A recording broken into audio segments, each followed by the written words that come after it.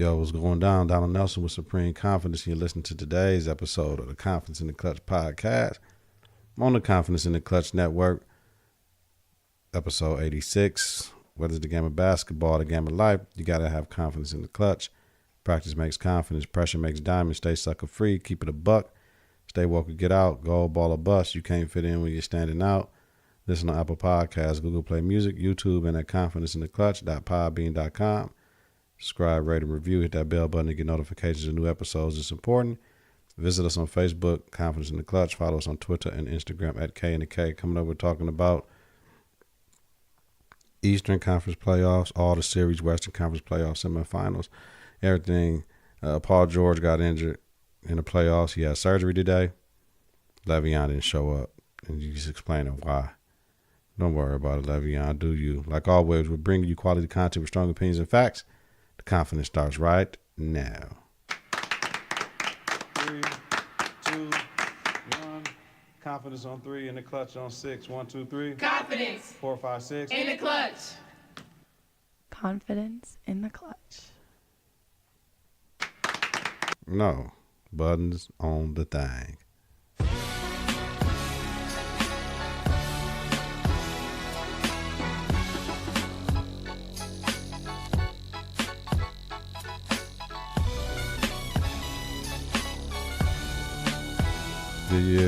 Yeah. Happy Tuesday.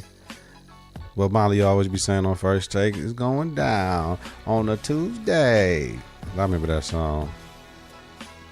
Well, Drake was on a remix to that joint. It was alright. Yo. How y'all hopefully catch y'all on this drive home or drive to the gym, or while you're at the gym, you got the notification. Once I get done, because I drop it right away, it goes straight to everything, man. Shout out to Paul George. PG, playoff P. Got rotator cuff surgery today, and we missed a whole off season. We wish nothing but recovery and health for PG from Confidence in the Klutch. Now we know why he fell off. He had the injury, and I think his both shoulders were injured throughout the season. He started off being a top 3 down there MVP candidate, whatever. Then he fell off a little bit, man. So, shout out to PG, though. Get better, bro. Le'Veon Bell took to Twitter today to explain why he's not at OTAs, talking about he got to stick to his script, like basically what he used to doing, his calendar. Now, the thing is, Le'Veon, we ride with him. We roll with him, right? Like, yeah, sit out.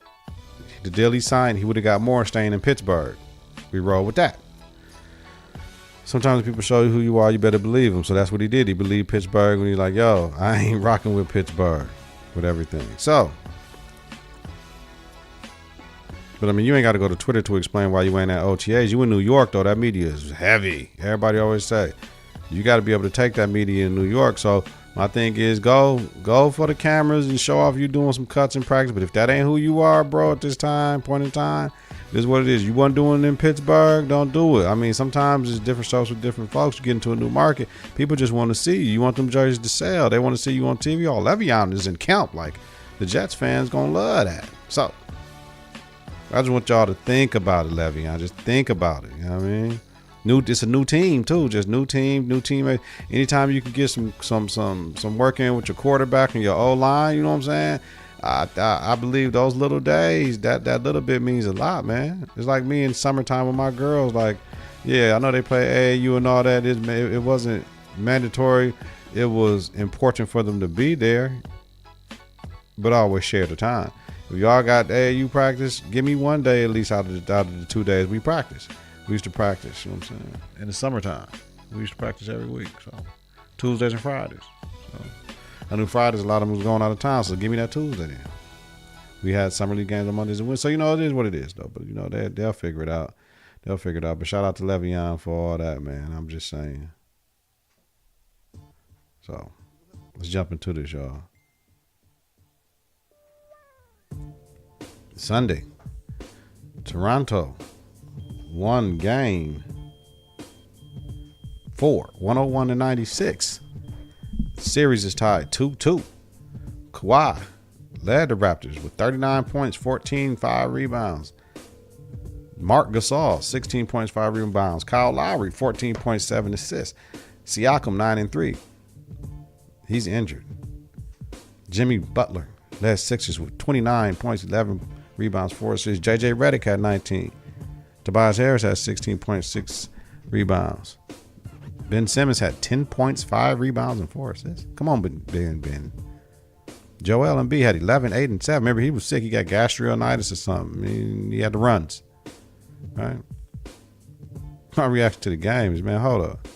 The Raptors, 5 players in double figures. Kawhi has scored 30 plus in the series, and he's averaging 38 points a game. Is he the best player this playoffs? I don't know. KD is balling. KD is balling right now. But Kawhi looks like a made man right now, right? What's wrong with Embiid's health, right? He's sick and injured. You know what I mean? He has to understand his rest, his diet all play into being an elite athlete, man. He said he changed it to soft foods with the salmon and salads and all that stuff. Not too much chicken and all that stuff. You know what I'm saying? Things you got to chew too much, soft foods. Better on the digestive tract or whatever, I believe. Jimmy Butler's the only Sixer player over 20 points in that game. Right? Come on, man. Simmons, once again, 10, 5, and 4. Embiid, 11, 8, and 7. Look, that 10 and then that 11 in points, that equals 21. So 21 points from your 2 All-Stars. That's terrible. You're not going to win. Who are you going to beat? Who are you going to beat? You're not going to beat nobody like that, yo. So, of course, the MVP for the game is Kawhi. I mean, I was looking at stats, and you know what I'm saying? I was looking at stats for the game, and let me just jump into them because I sure forgot to put them in the docs. Let me just go to. I can go to the game. No, let me look at it. Let's look at this. Okay, so the rebounds was straight; those were equal. 3-point percentage was about the same. Toronto, 46% field goal percentage to 40 from Philly. Turnovers, Toronto just had 1 more. You know what I mean? So, I mean, all that was in the wash. The bench points, Toronto had 1 more bench point. So, it was just, to me, it really came down to Ben and Joel didn't step up. To be honest with you, that's what it's looking like. Let me see, though. One key that is very big for me that I look at is the offensive rebounds and his shots. So that's one thing I've really been picking up during this offseason. So Toronto was 35 of 76 for the game. Oh, man. And Philly was 33 to 82. So Philly had 6 more possessions than Toronto in the game.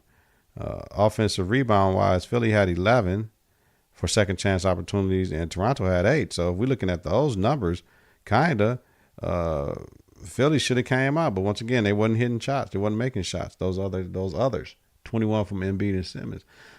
So I don't know. The jury out with me on Ben Simmons right now. I think I'm almost ready to trade, dog. Like for real. So for tonight's game, Philly's in the must-win tonight, right? It's the best out of 3 series right now. Philly isn't ready yet. They look like they're ready, then they're not ready. Plus, as long as Toronto makes shots, Philly is done. Ben Simmons for the series is averaging 10.7 rebounds and 5 assists. That's not enough for an all-star. Not for an all-star. It's gut check time for Ben Simmons, too. Kawhi is unguardable for them. Jimmy tries, but nobody can hold him. So Toronto's in a must-win situation because they want to win tonight because they can't go back to Philly down 3-2. Because if that's the case, I have faith in Philly because then they're going to run them 2 off. Embiid, with the front running when he's winning and excuses when they lose, you got to lose that, too. You can't be top 5 in the league, man. And you do that. He want to do all the theatrics when they win it. And when you lose, oh, I was sick. Oh, I was injured. I don't know if I'm playing. Come on, man. On Sunday, he texts his coach 9 hours before a game, like Stephen A. be saying. He texts him 9 hours before the game, talking about I might not make it. You text him at 6:30 in the morning, talking about I might not make it to the game. You got 9 hours, bro. Just rest and get ready. Tonight, I got Toronto for the game. Let's take it out west, man. Let's take it out west.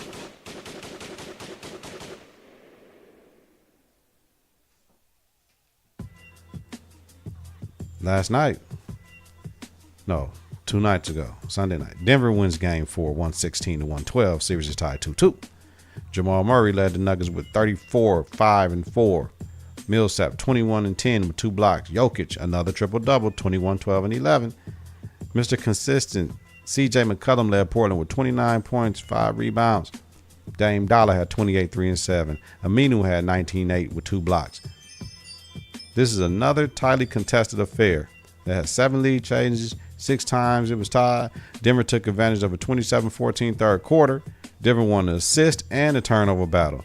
Denver, 20-13 in second chance points. Jokic, another triple-double. Jokic and Murray, only pair or teammates to have 30-plus on and back-to-back triple-doubles. Magic and Kareem back in the 80s. Listen, this after that epic 4 OT game on Friday night. You know what I mean? Field goal percentage-wise, Denver, 40 and 92, 44%, 11-25, 44% in trade balls. Remember, Denver, when they don't hit their trade ball, they lose all the games. Portland, 39 to 82, 48%. So Denver had 10 more shots, 10 more possessions, 12 of 28, 43% from trade ball range. Right? Points in the paint, Denver 25 to 28. No, I'm sorry, not points in the paint. Free throw line, they both took 28 free throws, 89%, 79%. So Portland 6. They missed 6 and Denver missed 3. Bench points, Portland won 27-3. So for tonight's game 5 prediction in Portland. No, in Denver. Denver, 10 more possessions in that game, like I said. Portland has to take better care of the ball. Denver won the offensive rebound battle 17-12. It's 5 extra shots. Those extra shots are big. When Jamal Murray plays well and makes shots, Denver wins. Them tray balls. It's the best of 3 right now. Denver is playing well. This one, for me, is hard to call, y'all. I'm trying to figure it out. For me, I want Portland. I like Denver, but I want Portland. I like Dame Dollar and them. I want them to win. Dame has to have 40 points a game for Portland to win. I think he got to get 40 every single game the rest of the series and take Jamal Murray and them. Got to make them have to play some D. Whoever holding him, right? I have Portland tonight in game 5.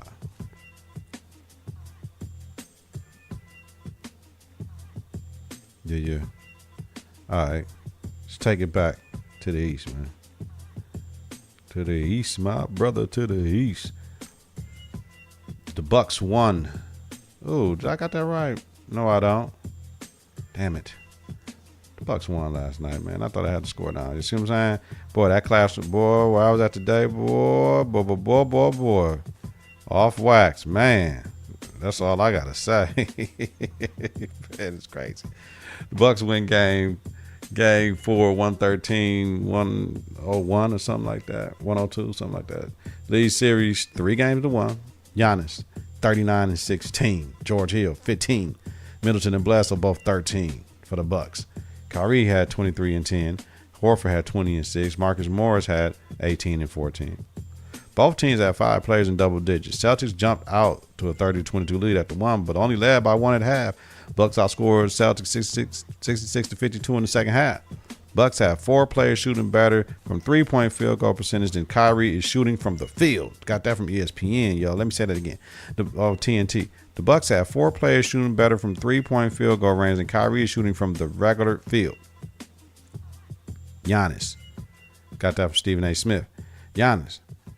26 points in the paint last night, yo. 26. He's living in the paint like Shaq used to live, just living in the paint, man. That's just crazy, right? Crazy how he's living in that paint. So, it was 12 leads and 12 lead changes and 12 ties last night. Well, MVP of this game, we know it is Giannis, man.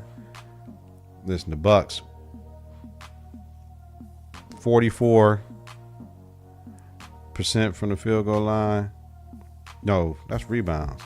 No, okay, my fault. Rebounds. Bucks had 44 rebounds, 10 was offensive. Celtics had 51 rebounds, 9 was offensive. Milwaukee won the fast break points, 22-13. Points in the paint, Milwaukee won 66-44. Free throw line, Bucks was 17-25, 68%. Bench points, Milwaukee 32-7. Boston bench ain't giving them a damn thing. 32-7. Game 5 prediction tomorrow. Teams up 3-1, win 96% of the series. As long as the Bucks make shots and come out aggressively, they will win. Boston is pretty much done. Boston has to play out of their mind and better than they played before in the series. Kyrie, was that his last night's game in Boston? Looked like it. He waited at the end of the court and just walked out. It looks like it. How the tide has changed. Last year, Boston was a couple possessions away from making the finals without Kyrie, without Gordon Hayward. Now, they looking like they finna bounce in the Eastern Conference Finals out the series 4-1.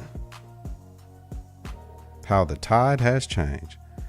Kyrie, after asking out of Cleveland and LeBron, now he can't lead his team past the second round. That's a stain. But you know, it don't matter. He's still going to get that Supermax deal this summer. And he's going to go somewhere else and re-up. Whether there's going to be one of the teams in L.A., one of the teams in New York, Philly. You know what I mean? Because I think Philly need to get rid of Ben Simmons. Trade Ben Simmons for Kyrie right now, right at the end of the season. But once both do leave, trade both of them. Trade both of them. I think that's the plan. I got to write that down. What I say? Trade Kyrie for Ben. Let's see what happened. Kyrie for Ben and see what happened. Joel B walking to the game looking like he's sick. Oh, man. I don't know. He listed as probable tonight. All right. So, Kyrie's clearly a number 2 scorer, man. Clearly a number 2 scorer right now. It's seeming like I got Bucks winning game 5. Bucks. We went in the finals, fam. I've been said that with Barkley. I said, when we play Golden State, we got Golden State ass. For real. I ain't supposed to be cussing. It's Ramadan. Said I wasn't cussing for 30 days. The day in my class, though, I had to, though. They be that man. Let's take it out west. In the final game from last night, the Rockets win game 4, 112-108. Series tied 2-2. Harden led all players with 38, 10, and 4. Eric Gordon had 20 and 4. Let me find one more song, y'all. One more song. Let's do this.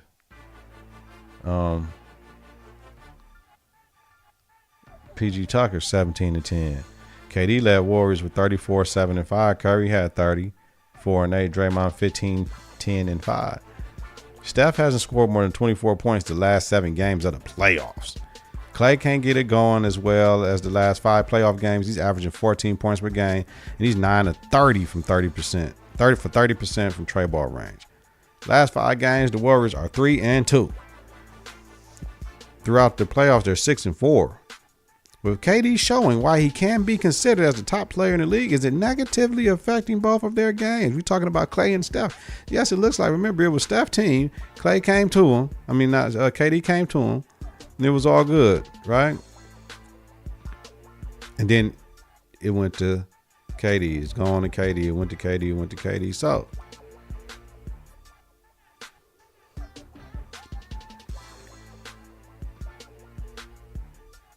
Stephen A. Hearing Klay's tired of the crumbs. Ooh. Do the Warriors have a problem? Jason Williams was on there with Stephen A. talking about that. Do the Warriors have a problem? I'm thinking so. They'll get it together, though. They champion. Just what they do. You know, you come through, you have some issues, some hiccups, and you do what you do. But it's 2-2 right now. It's 2-2 right now. MVP of the game, James Harden. Golden State, 42 of 90 from the field for 47%, 8 from 33 from trey ball range.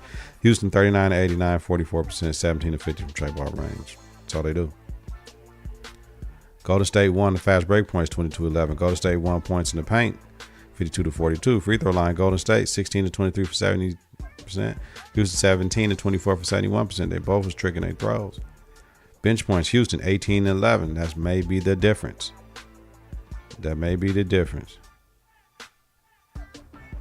Rebounds, Houston won at 50 to 43. Golden State had 8 offensive. Houston had 13 offensive.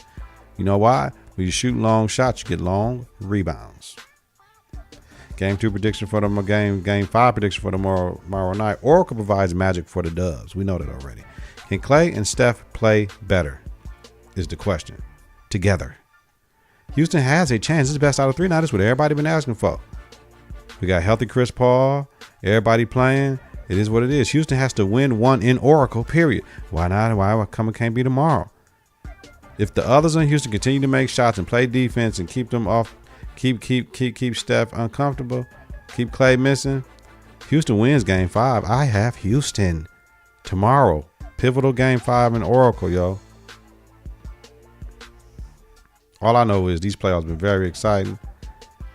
I love it. This time of the year, it's all good. Man, y'all love it too. So get ready for this 76 Raptors game. Come on, 7 o'clock, man. So Joel Embiid listed as probable for tonight with his illness. He had the runs. So we'll see what crack with him, y'all. Whether it's the game of basketball or the game of life, you got to have confidence in the clutch. Practice makes confidence. Pressure makes diamonds. Stay sucker free. Keep it a buck. Stay walk or get out. Go ball or bust. You can't fit in when you're standing out. Listen to Apple Podcasts, Google Play Music, YouTube, and at confidenceintheclutch.podbean.com. Subscribe, rate, and review. Hit that bell button to get notifications of new episodes. This is important. Visit us on Facebook and Confidence in the Clutch. Follow us on Twitter and Instagram at KNTheK. Y'all, we out. Peace.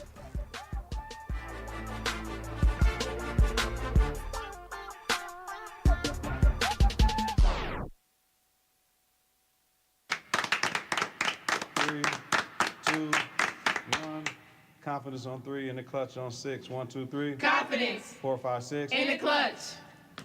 Confidence in the clutch.